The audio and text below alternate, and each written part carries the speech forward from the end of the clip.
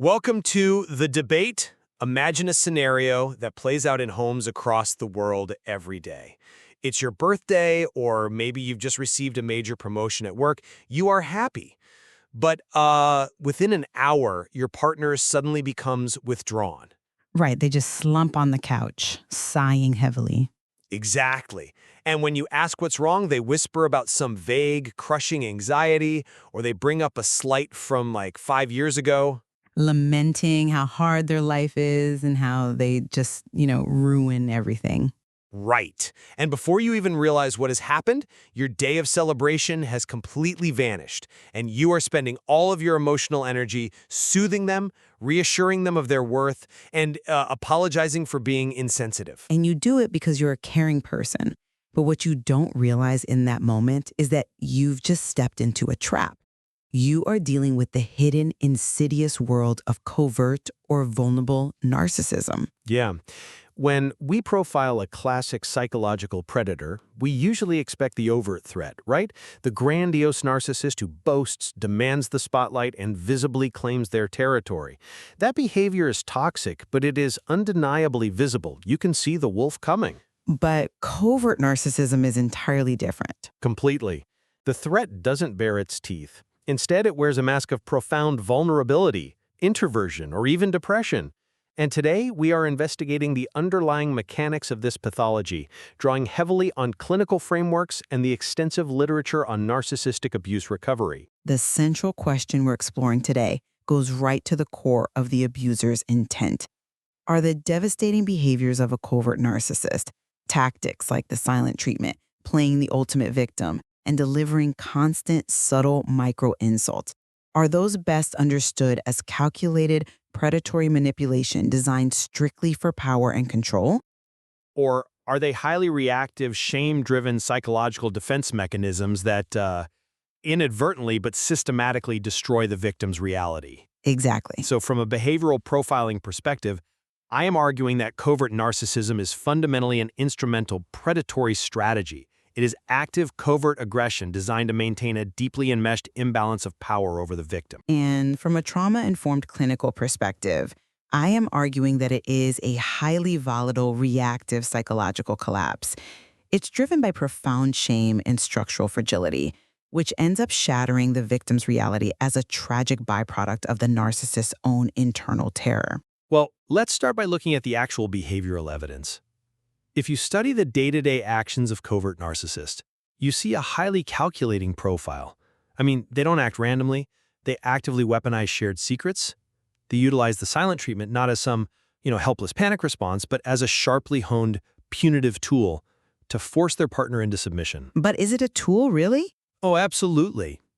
They carefully disguise their arrogance behind that victim mask we just talked about. Why? To fish for compliments, to extract emotional supply, and most importantly, to completely evade accountability for their bad behavior. If you confront them about lying, they instantly burst into tears about how worthless they are, forcing you to comfort them. It's a massive deflection. Right. That is not an accident. That is active covert aggression. They are constantly analyzing their environment and utilizing subtle manipulation to maintain absolute psychological dominance. I see the exact same devastating behaviors, but I come at the root cause from a totally different way. The aggression we see in covert narcissism is reactive, not proactive. And we don't have to guess at this. If we look at the Krizen-Jahar empirical paradigm, which is a foundational framework in understanding the dual faces of narcissism, the data clearly shows what is happening under the hood. Which is what? Vulnerable narcissism isn't rooted in calculated, instrumental dominance. It is deeply correlated with profound shame, chronic dejection, and severe neuroticism. Tactics like playing the victim stem from a frantic, almost primal attempt to undo what we call a narcissistic injury. Which is basically any perceived humiliation, right? I mean, even just a partner setting a healthy boundary. Exactly. A boundary feels like a lethal threat to their fragile ego. It is this relentless internal emotional dysregulation that forces the victim into a state of constant hypervigilance. Always walking on eggshells. Oh, definitely. The narcissist destroys the victim's reality not out of some Machiavellian master plan to conquer them, but out of absolute psychological necessity to protect their own shattered, inadequate self-image from being exposed. I think we need to really break down the mechanics of that victim persona, though, and how they use micro-insults, because this is where the calculation becomes so apparent to me. Think about how a covert narcissist uses self-deprecation. They say things like, "I'm such a mess," or "You're too good for me, I just ruin your life." Very common phrases. Right. To an untrained eye, that looks like low self-esteem. But to a behavioral profiler, that is a highly predatory extraction method for narcissistic supply. It's a Trojan horse. How so? The vulnerability is merely a delivery system for control. They know that if they present themselves as wounded, highly empathetic individuals will instinctively lower their defenses and rush in to soothe them. They are actively weaponizing guilt. And here is where the reflex argument falls apart for me. Let's hear it. If this is merely a psychological reflex, an inability to process shame, how is it so consistently and precisely targeted? A reflex is messy. A sneeze is a reflex. But this behavior is surgical. They do not pull this self-pity routine with a boss who will fire them or a friend who will hold them accountable. Sure, the environment dictates the response. Exactly. They deploy it exclusively behind closed doors, specifically targeting people with high empathy traits, slowly isolating them and draining them of their emotional resources. That requires situational awareness and executive function. That's a compelling argument. And the situational awareness is real. I'll give you that. But I think you are attributing a level of conscious predatory calculation to a process that is essentially a perpetual emotional freefall. You mentioned the Trojan horse. Yeah. A Trojan horse implied that there is a trained army waiting inside the wooden structure with a coordinated battle plan. Inside the covert narcissist, there is no army. There is just a terrified, emotionally stunted child trying to stave off psychological annihilation. But if they are so terrified, why the micro-insults? Why the subtle put-downs disguised as jokes? Because it is a structural necessity for their survival. The vulnerable narcissist's fragile ego simply cannot tolerate the reality of being ordinary, flawed, or worse, ignored. When they see you succeeding or being happy independent of them, it triggers chronic envy. So they just attack? Because they completely lack the psychological resources to process those feelings of inadequacy healthily. That shame instantly converts into hostility. The micro-insults, the passive aggression, that is the uncontrollable leakage of intense internal neuroticism. Uncontrollable? I mean, they pick their targets very carefully. They target empathetic people not because they are evil masterminds running a cost-benefit analysis on victims, but because highly empathetic people are the only ones who will tolerate the heavy lifting required to regulate the narcissist emotions for them.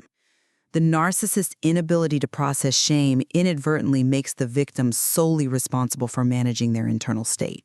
Let's follow that dynamic, though. Let's look at how they transition from using the shield the victim persona to wielding the sword. Because this is where we see the transition from supposed internal distress to active punishment. I'm talking about the silent treatment and weaponized incompetence. Ah, the classic tools of covert abuse. Right. And this is where the calculated nature becomes undeniable. The silent treatment isn't just someone needing space to calm down. It is a highly calculated variant of psychological torture. They withdraw warmth, communication, and physical presence entirely, sometimes for days or weeks. They will walk past you in the hallway like you are a ghost. It's agonizing. Or they use passive-aggressive, weaponized incompetence. They will intentionally do a critical household chore like paying a bill or washing dishes so slowly and so poorly that the partner is forced to take over out of sheer frustration. This is active behavioral punishment designed to exhaust the victim. It is absolutely punishment. An emotional toll on the victim is devastating. But the mechanism driving the silent treatment is rooted in Heinz Kohut's concept of narcissistic rage.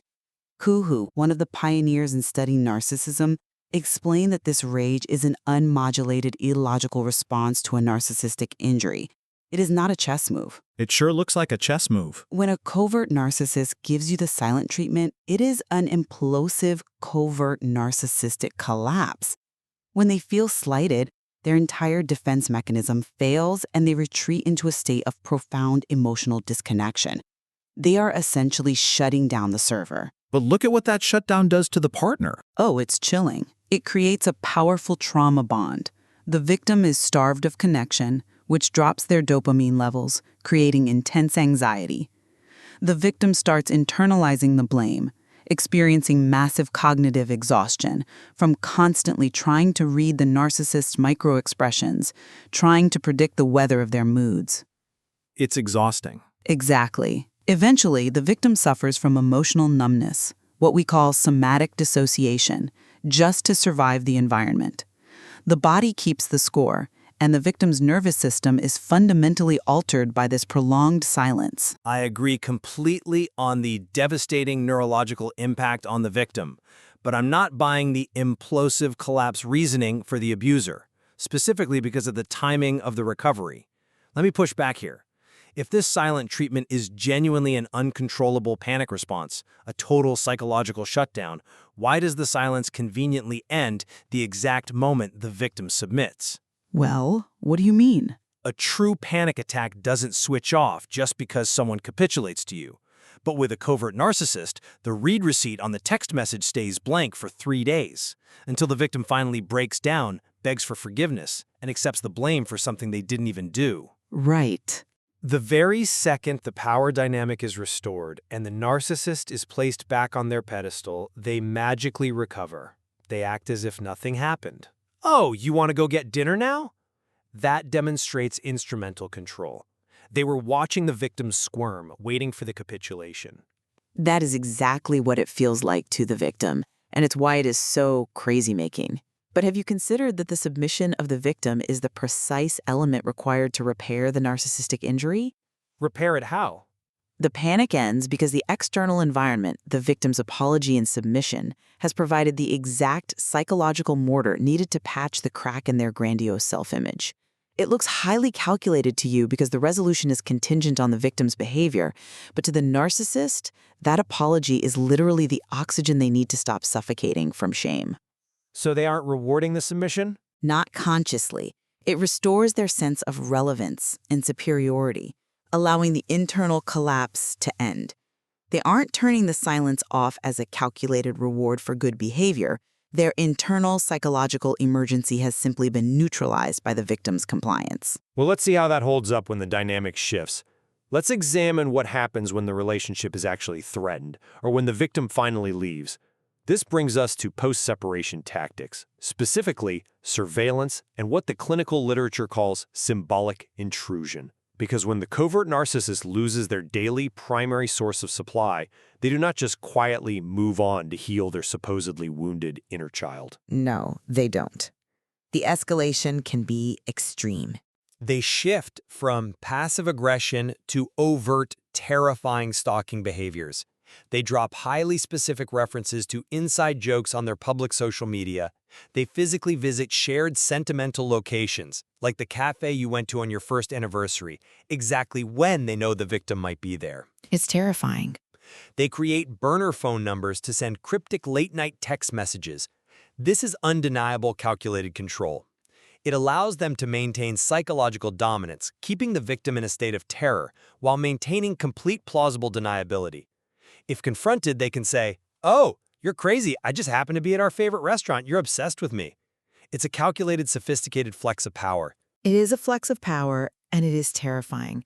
But, again, we must look at the psychological etiology, the why behind the behavior. This post-separation escalation is the ultimate manifestation of the Krizen-Jahar findings.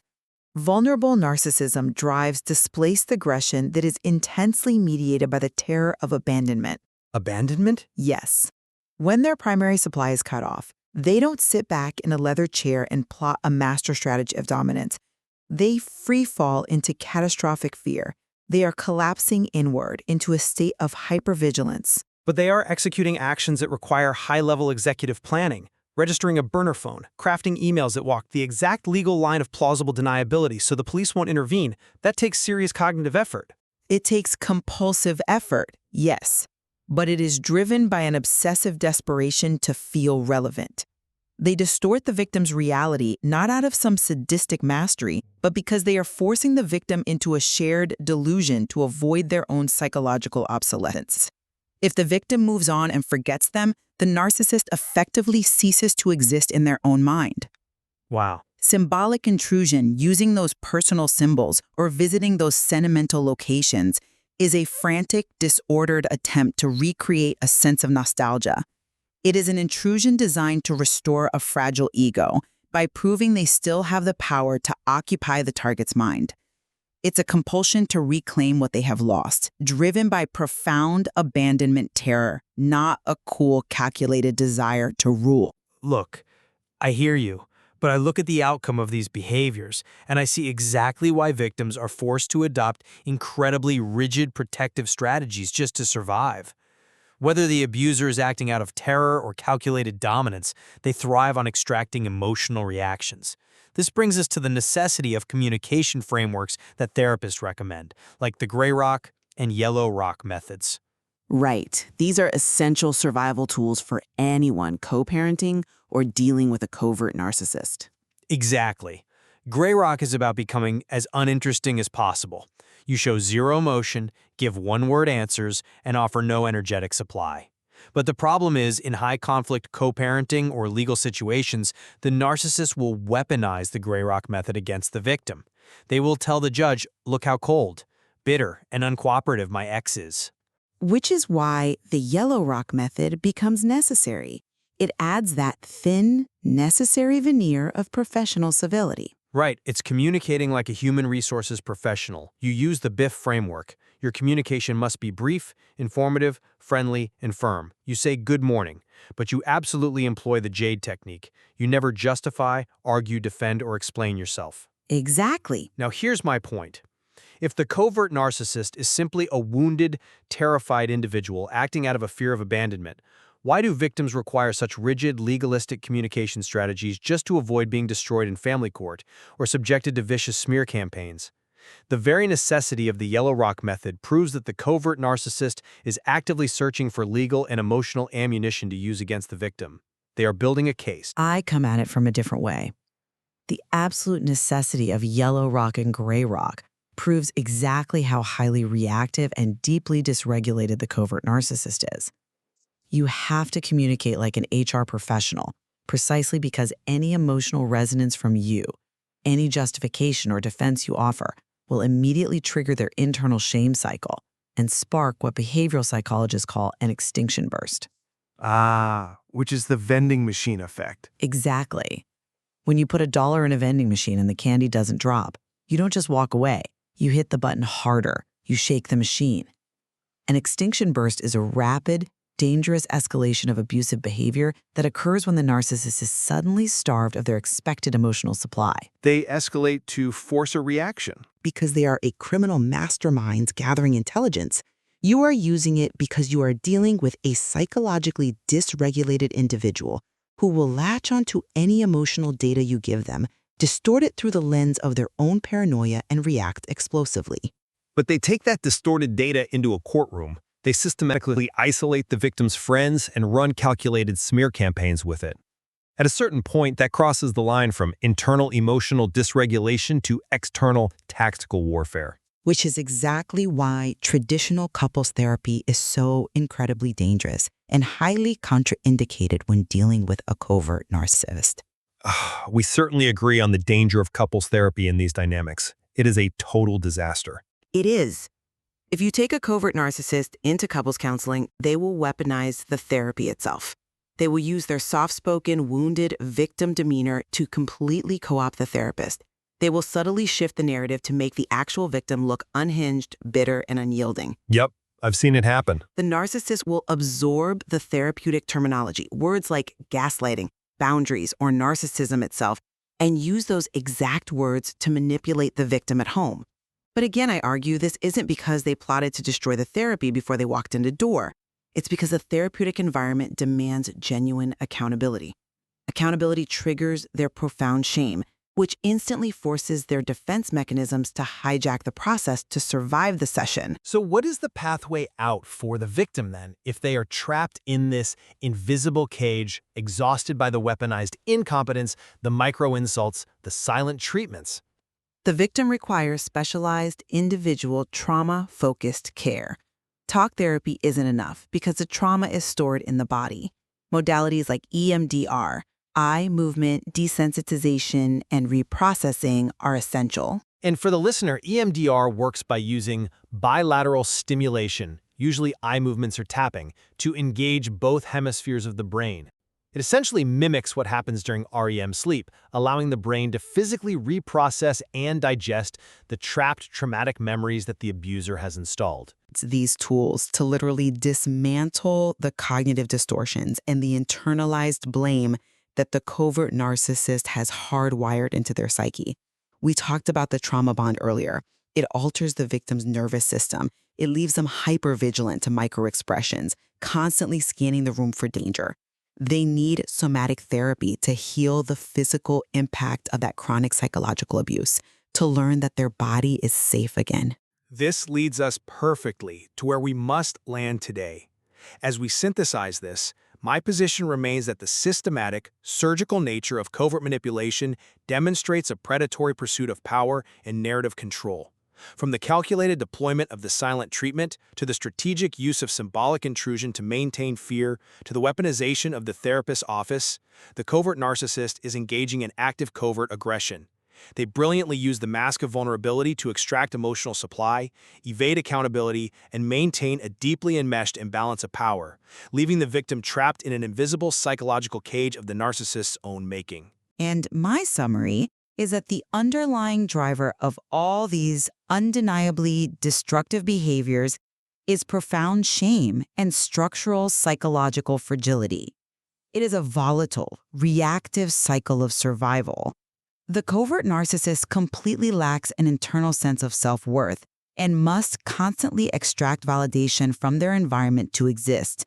When they face a narcissistic injury, they do not plot on a chessboard. They collapse into rage, paranoia, and abandonment terror, forcing the victim to navigate a severely distorted reality just to manage the narcissist's dysregulation. Well, what we undeniably converge on, and what anyone listening needs to hear, is that covert narcissism is incredibly dangerous and emotionally destructive. Whether the behavior is born of calculated malice or desperate, dysregulated panic, the impact on the victim is profound.